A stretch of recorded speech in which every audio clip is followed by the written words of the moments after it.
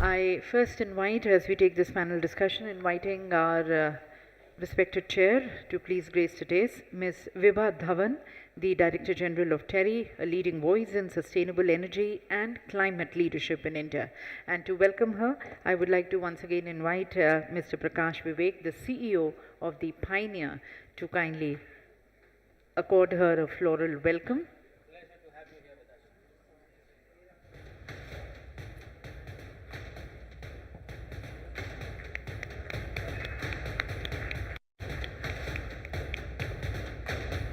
And to further felicitate her by presenting the show. Thank you. I now invite the moderator of the session, once again having Mr. Binod Anand to be joining us. Oh, he's already there on the dais. Thank you. Our eminent speakers, panelists, Mr. S.K. Shukla, the President of the UP Distillers Association, representing the key role of the sugar and ethanol industry in India's biofuel roadmap. We have Mr. Vikram Gulati, the country head and the executive vice president of Toyota Kirloskar, driving sustainable mobility solutions aligned with India's green energy goals. Mr. Sanjay Ganjoo, the Director General of the Indian Federation of Green Energy, committed to accelerating the transition towards renewable and cleaner fuels. Dr. Nutan Kaushik, the Director General of Amity Food and Agriculture Foundation, bringing deep expertise in agri-innovation and sustainable food systems, and Mr. Ravi Gupta, the Executive Director at Shree Renuka Sugars, one of India's largest integrated sugar and ethanol producers, contributing significantly to India's biofuel ambitions. Can we have a round of applause, a big hand for all our very distinguished panelists, learned panelists present here on the dais. With that, we start the panel discussion, handing over to our moderator. Don't have a hand mic. So I straight away am not going to lose the time. I'm having very challenging time.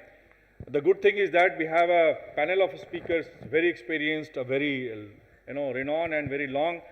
And the bad news is that I don't have time. So one more panelist, Dr. Ravi Kumar, we are awaiting. So kindly please join us. Dr. Ravi Kumar, Ravi Gupta. KTS Pawan Kumar. Okay, KTS Pawan Kumar. I'm really sorry to pronounce your name wrong. From the Catalyst Group. He is a Vice President, Research and Development. I do request straight away Ms. Vibha Dhawan to please take the mic, and TERI is a renowned institution, and very briefly give her the panel chair address.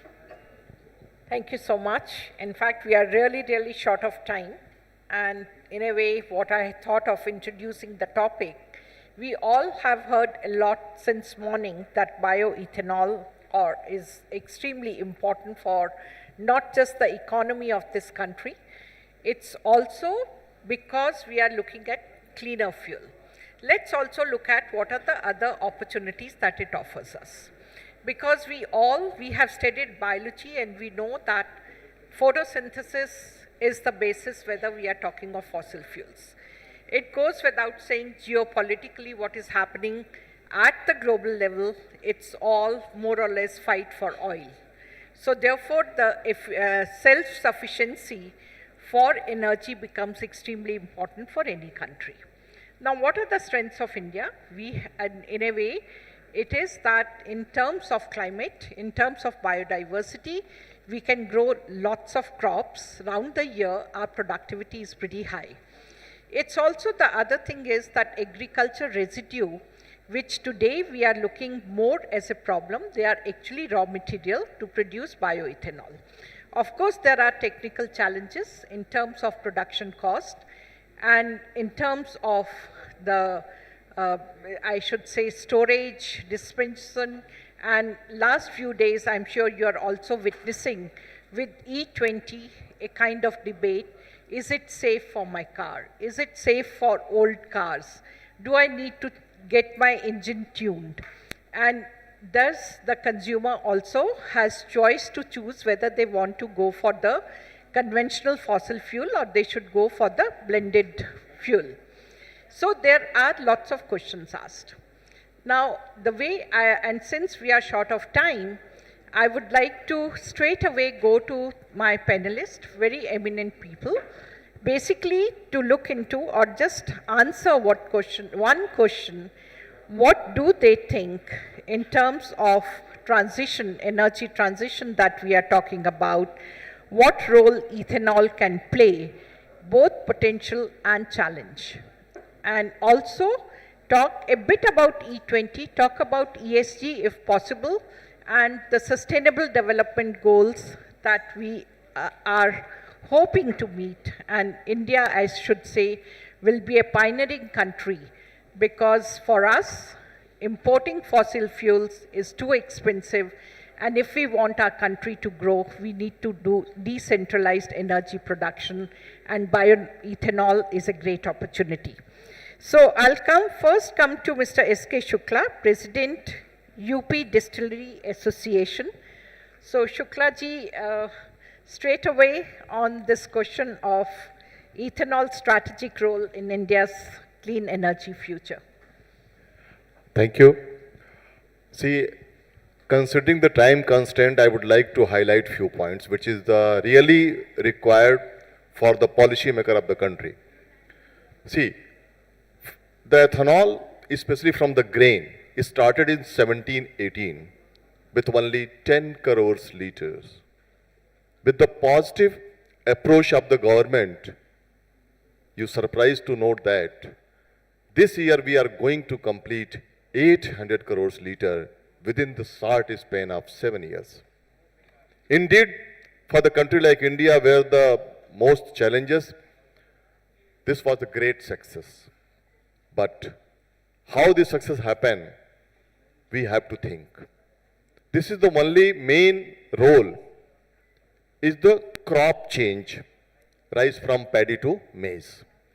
And this year we are expecting 42 million tons of maize production in India, with the national average of approximately 3.65 tons per hectare.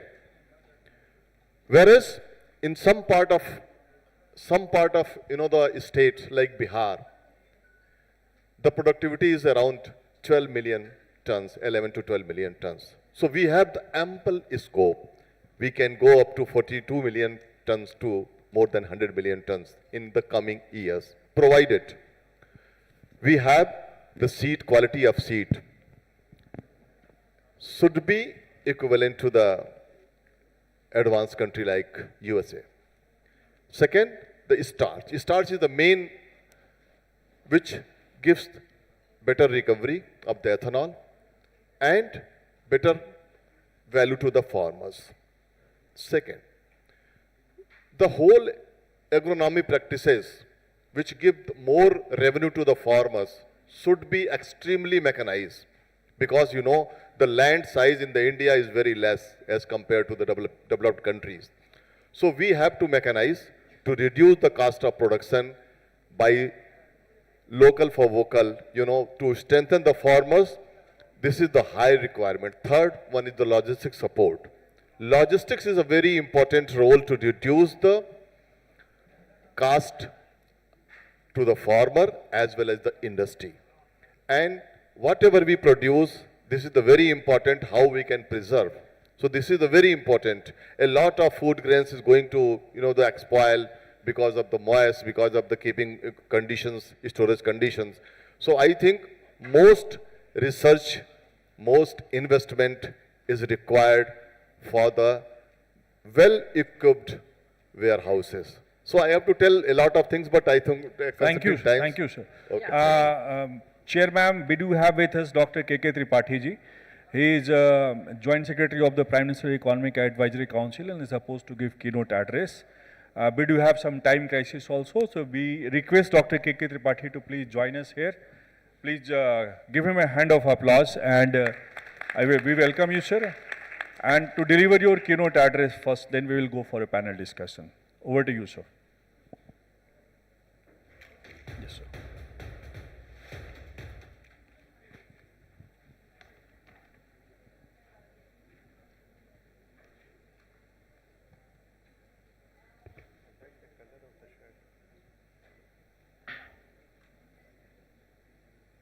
Very good afternoon to all of you.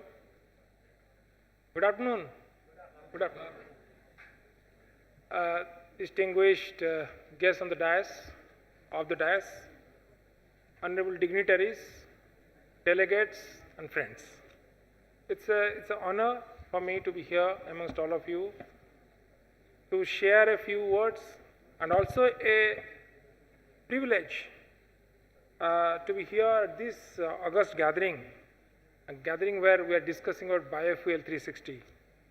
And the innovators are here, the incubatees are here, the policy makers are also here, the industry leaders, the community leaders.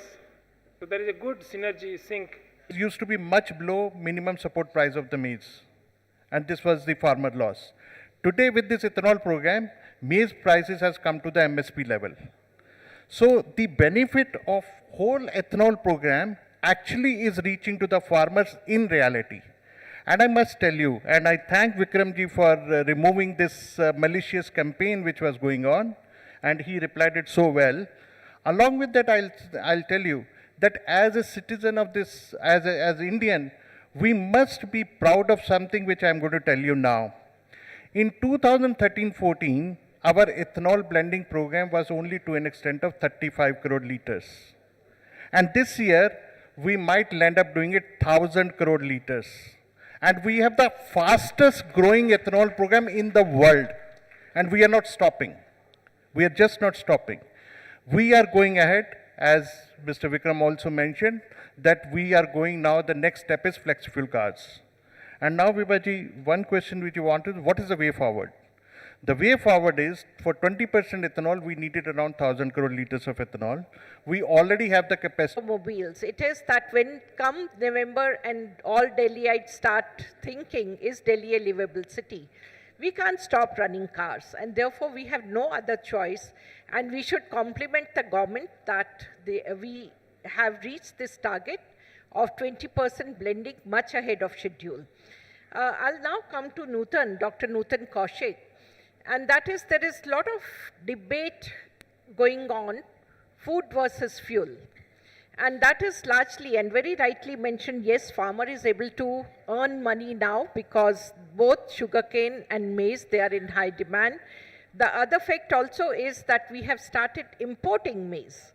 So instead of fuel, perhaps we are importing feedstock and maybe food in years to come. So do we really want that?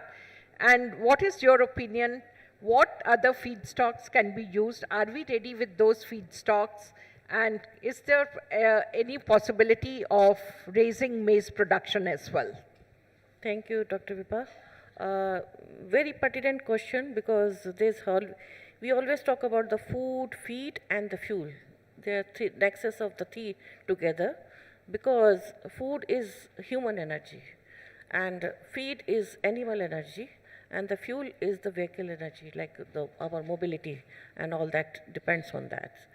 So all three are fuels for different purposes, one for human being, one for animal, and the other for our transportations. But if we talk about the pyramid, the human being comes at the top. So we cannot do anything, we cannot diversify any food to the fuel purposes, but certainly we have to look for the alternative if we really want to see if we want to have the future ready.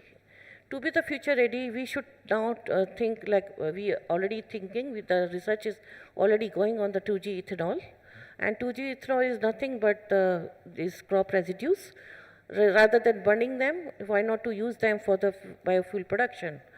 But in biofuel production, in the morning session, we were talking about the biogas production. There also, we were talking about the using of the crop residues. Here we are talking about the ethanol production. Here also we are talking about the use of the crop residues for the ethanol production. So where is the balance? Where should we focus on? Should we focus on the biogas production, or should we focus on the bioethanol production? That we need to take a balanced look at this one.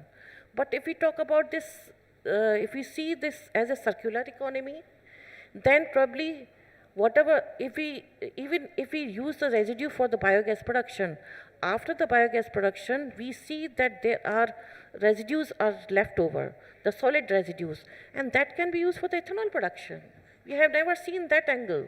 We are already directly using that, whatever the spent is produced from the biogas production, we are using it manure directly. But there is a lot of potential lignocellulosic biomass present in that spent, but we have never thought of. So we must do the comprehensive research where we target, we beat the like food, feed and the fuel all together from the one source. Secondly, we also need to provide the right varieties to the farmer, which produce the biomass as well as the food in a proper ratio, so that the biomass can be used for the fuel purposes and the food can be, the grains and other things can be used for the food purposes.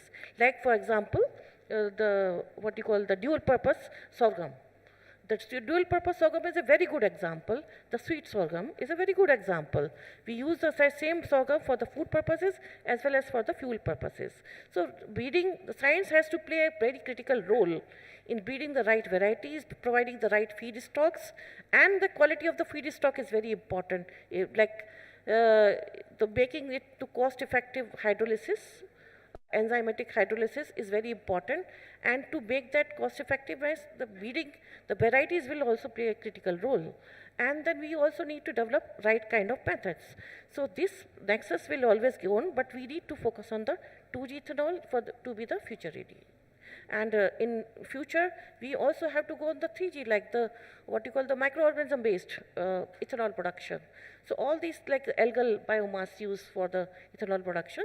So all these things, research will keep on going, but we have to make it cost effective and also decentralize the production. Thank you.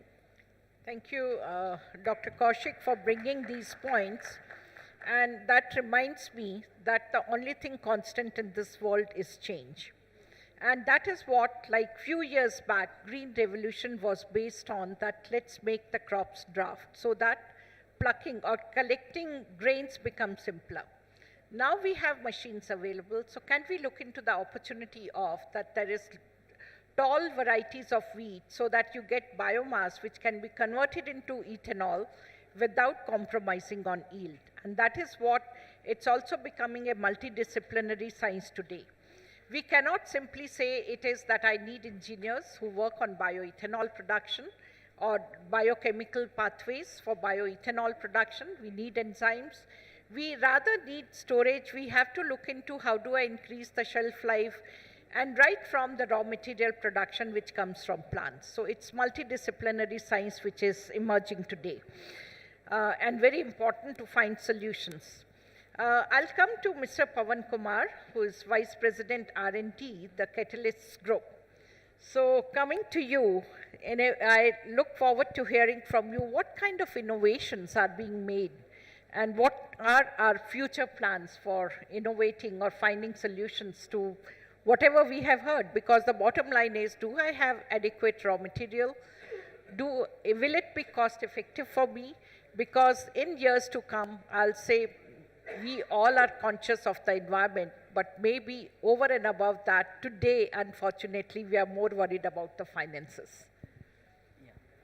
So, good evening all. So, when it comes to the economics and then cost effectiveness of production of ethanol, so a lot of advancement has come. With respect to the advancement in various sciences, currently we are able to exactly identify or decipher the composition of the raw material.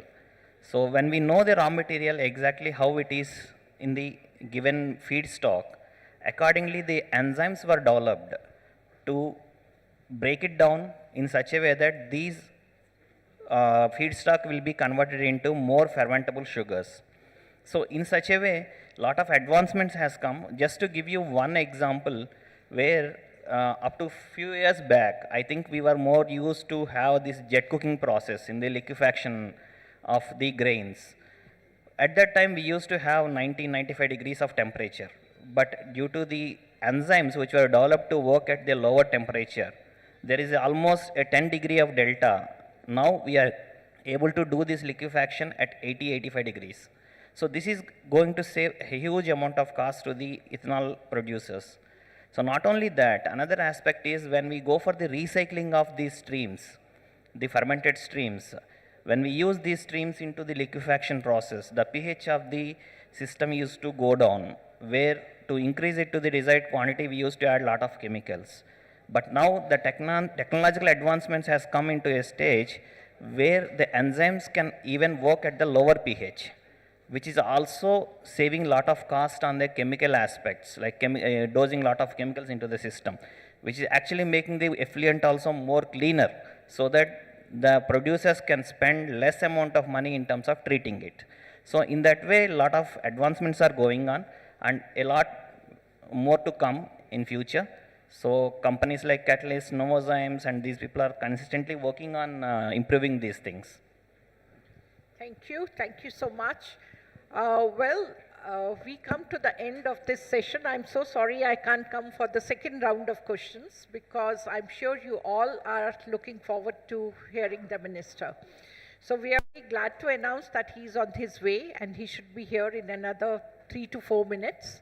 And I'm sure you all are longing to hear from him what are the future policies and achievements of this government. So thank you so much for being part of this particular panel discussion. All my panelists, I'd like all of you to give a big applause. Thanks to all of you, and you all have been great listeners. Thanks to all of you as well. Thank you.